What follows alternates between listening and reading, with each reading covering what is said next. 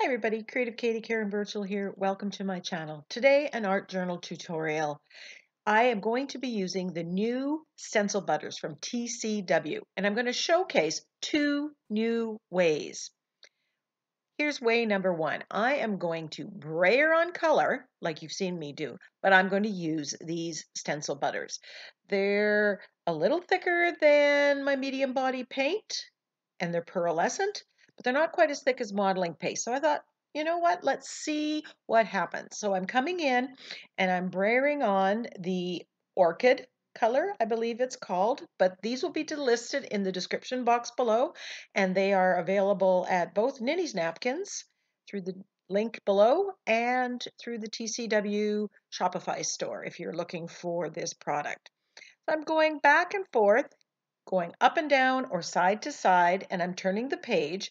Now you can see the pearlescent sheen of these.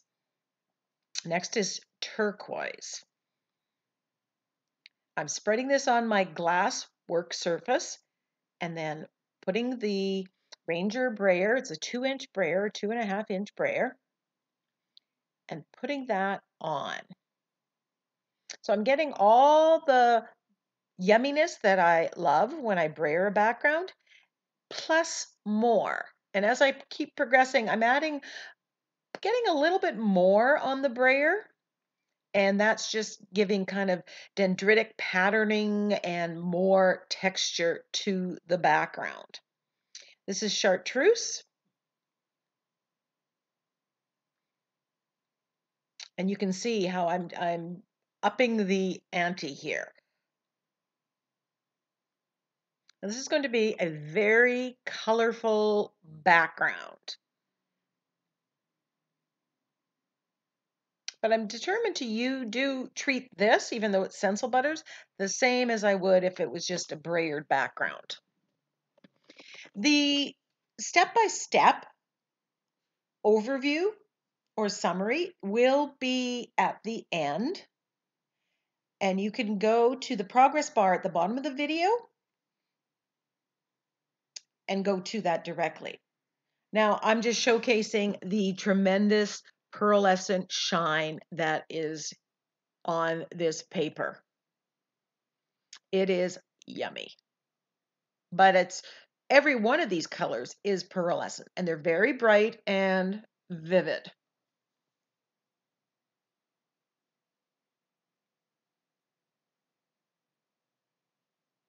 So it does take a little bit different considerations to do. I'll put a link to the video where I created a sign using the Stencil Butters in 4 other ways. Now, to tone down some of the brightness, I am coming in with this GeoNetting stencil in white. I'm adding white space to my page, and I'm also pushing back or toning down some of that brightness from the butters. Now, I would be doing the same thing if I just had used these same colors in paint.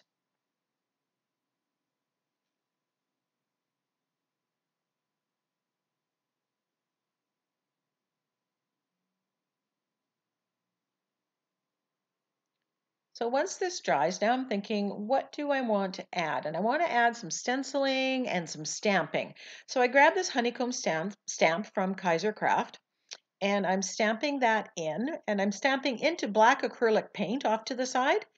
Now this is very fine. You can't, it's not in your face, and you can't really see this. It's adding pattern, but it's not as bold as I want it. So I grab this dot stamp, and I'm coming in, and this is adding a little bit more contrast. And it's as soon as I do this, it changes the look of the page.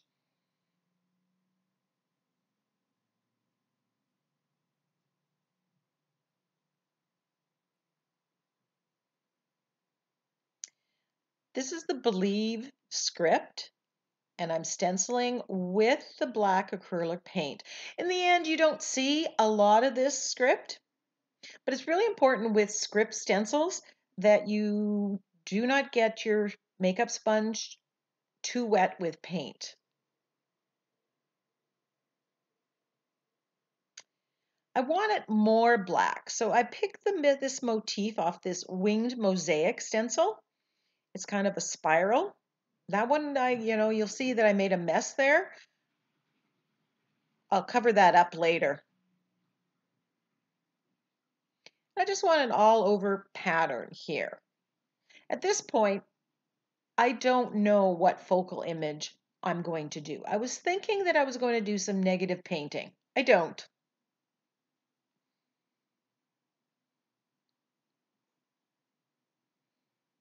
Don't forget to stencil off the page. But I really like that addition of that larger scale stenciling. I'm edging the page now with the black because I have it on the makeup sponge. I'll add more shading or edging later. Thinking of doing more stenciling and just decide, you know what? I want that turquoise a little bit more. Too much of it got pushed back, got covered up. So I take the stencil butter, spread it on my glass mat, and I'm going to stamp with it. So here's the second way that I'm using it. This not only gives me the color and the pearlescence, but it's amazing texture. And I've got a close-up coming of it at this point, but you can feel the texture and you can see the texture. It's not quite texture like modeling paste, but it definitely added a lot to the page. Now I had way too much stencil butter left and I'm not going to waste it, so I grabbed that stamp and I'm stamping onto the white plies of a napkin.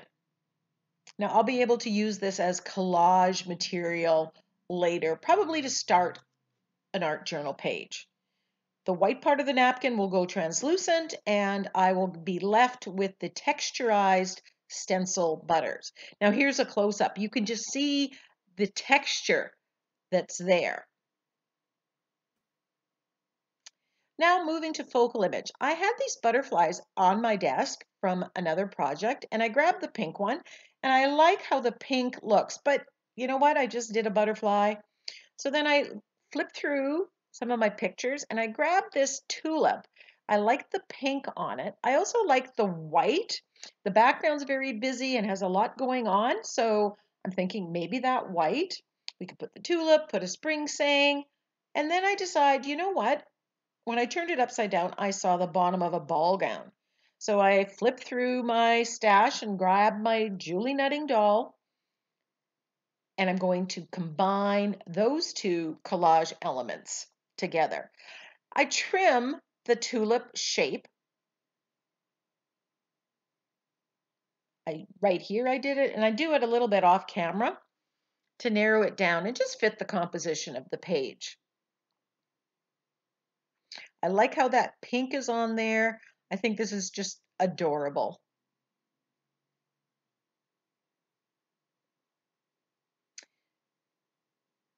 Now that we're ready to go, I'm going to glue this down with TCW matte gel.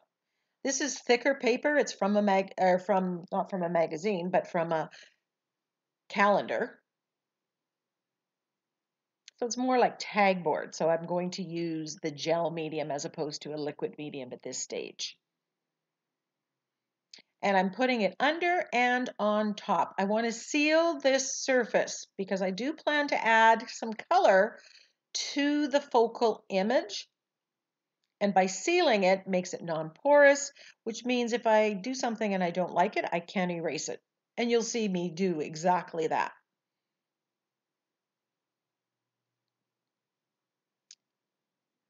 For the top part of the GeoNetting doll, I'm using that stencil butter. So actually I'm using it the third way. I'm just painting with it. I'm using a small angle brush. And I just wanted to introduce that sheen to my focal image.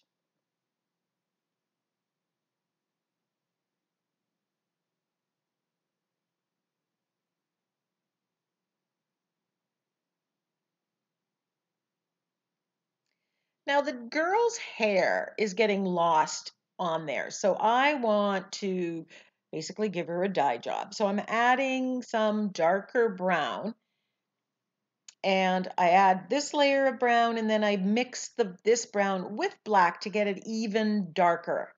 And I think that stands out better on the background. That yellow was kind of competing with the background.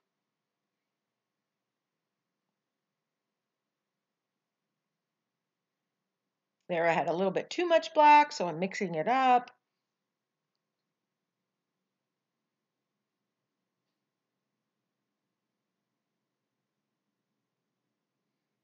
You can see how the dark brown here works really well with the black stenciling that we've done in the background.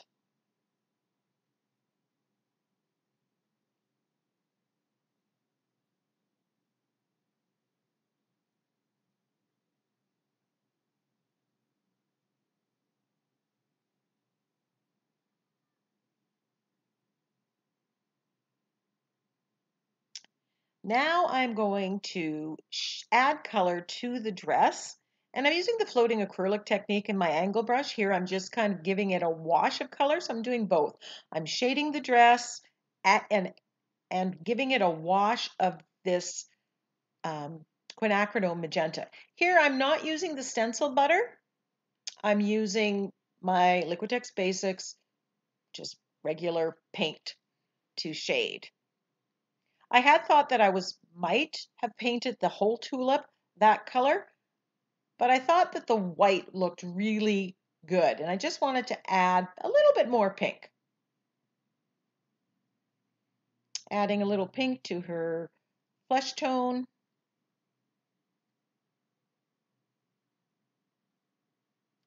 And now I'm coming in with the angle brush again and the floating acrylic technique, and I'm shading around it. This is to make that focal image stand out. And you can see from the one side to the other what a difference that makes.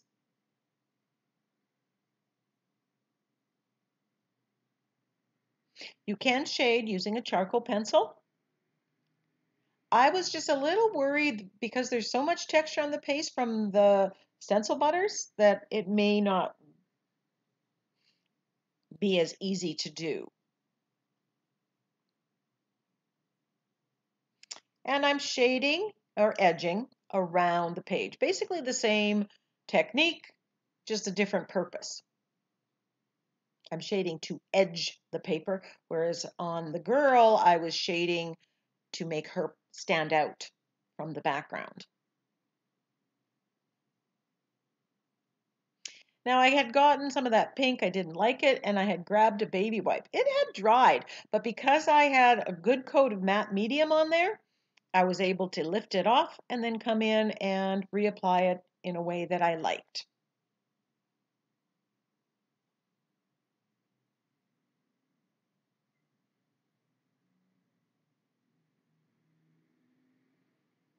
And I'm just building up color. And often when you do shade or do a wash of color, you can start slow and build it up. It's always easier to add. It's not so easy to take away. Wanted a little bit more black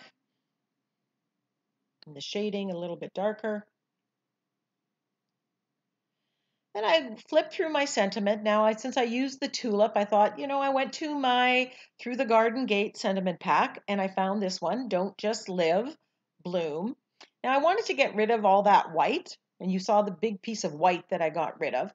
Now, that just didn't look quite right, so I thought, what if I cut off this one and we'll just arrange this like this. But then I didn't like how Just Live was the same size as the bloom. So I play with how this is going to look. It's not bad, but then I thought if I overlap it, it looks longer, something a little different. And yeah, that's what I want to do. I'm also positioning. I positioned the girl on top of that smudged swirl, and I'm positioning this in reference to the swirls as well.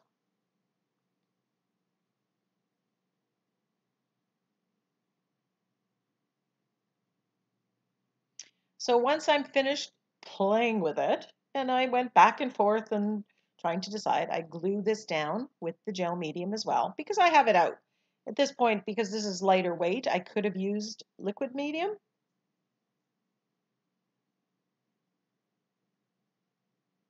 I normally cut around, I bubble cut around when I have script. I didn't want to do that here because the background, I was afraid that if I did that, the background would get lost. Now, this Happy Sentiment stamp has this comment, bloom where you're planted. Oh, it said something else. I can't remember. But it tied in perfectly. So I stamped it on the edge of the dress as a detail using the quinacridone magenta.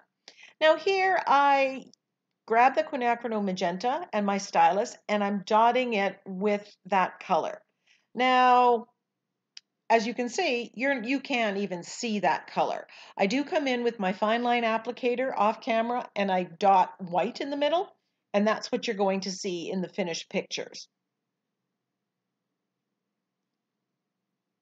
So if I was doing it again, I would either just leave it black or I would just dot it with the white because the pink was, well, pointless. You couldn't see it.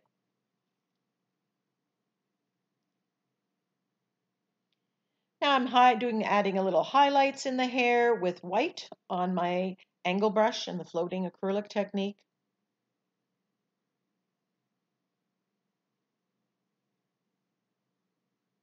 And now I'm doing the shading around the sentiment with black.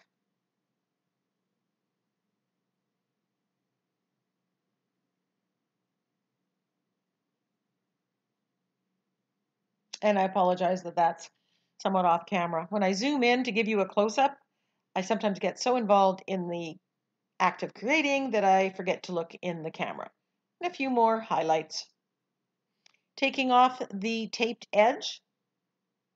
Loving, loving, loving the look. So here's the recap. I used a brayer to apply the colors using the Stencil Butters, all 4 colors. That gave some amazing pearlescence and some amazing texture. Don't forget to wash your brayer after using the Stencil Butters. Then I stamped and stenciled to create pattern and interest in my background. That knocked back some of the colors, neutralized some.